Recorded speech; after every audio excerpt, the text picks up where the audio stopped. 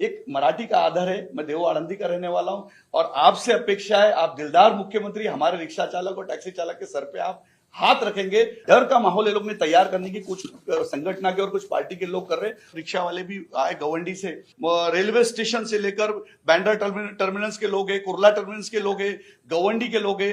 ये सारे लोग हम सीखेंगे तो हमको 1 साल की मुद्दत साहब आपने देना चाहिए, जो हम लोग अच्छे तरीके से जुजबी मराठी ने सुंदर मराठी को मी पुण्याचा देव आळंदीचा आहे, मी सांगतो लाभले अमास भाग्य बोलतो मराठी, जहां लोक हरेच धन्य ऐकतो मराठी, धर्म पंथ जात एक जानतो मराठी, एवढ्या जगात माय मानतो मराठी। वो ये बोलती है कि मैं रिक्शा में इसलिए बैठी कि हम देवेंद्र फडणवीस जी के राज में है, हम सुरक्षित है। आपकी रिक्शा में बैठने का कारण ये है कि उसके ऊपर देवेंद्र जी का फोटो लगा हुआ था। मुझे पता था कि ये रिक्शा चालक मुझे अपने घर तक सुरक्षित पहुंचाएगा। देवेंद्र जी चाहते रिक्शा वाले का बेटा, टैक्सी वाले का बेटा डॉक्टर बनना चाहिए, वकील बनना चाहिए, इंजीनियर बनना चाहिए। रिक्शा चालक का बेटा रिक्शा चालक नहीं बनना चाहिए।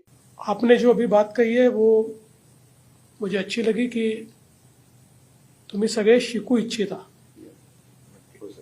तुमची सगळ्यांची मत आहे की जुजबी का होईना मराठी शिकलं पाहिजे, हे तुम्ही मत मांडलं, याचा मला आनंद आहे। मी हे समजू शकतो की भाषा शिकणं, जुजबी शिकणं हे खूप कमी वेळात होऊ शकत नाही।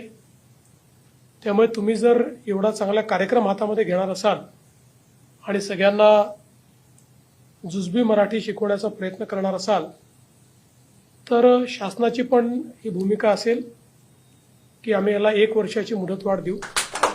1 वर्ष हे पण आपण सगळ्यांना सांगा की कोणीही कारण नसताना काही लोक व्हिडिओ करतात, त्यांनी एक माणूस काहीतरी मूर्खार्क बोलतो आणि सगळे बदनाम होतात। तर अशाही लोकांना सांगितलं पाहिजे। मध्येच कोणीतरी एक जण मराठीबद्दल वाईट बोलतो, अशा लोकांनाही जरा सांगितलं पाहिजे। सगळ्या भाषा उत्तम भाषा आहेत, आपल्या देशाच्या भाषा आहेत। प्रत्येकाने आपल्या सगळ्या भाषांचा स्वाभिमान ठेवला पाहिजे आणि आपल्या मातृभाषेचा जास्त स्वाभिमान ठेवला पाहिजे।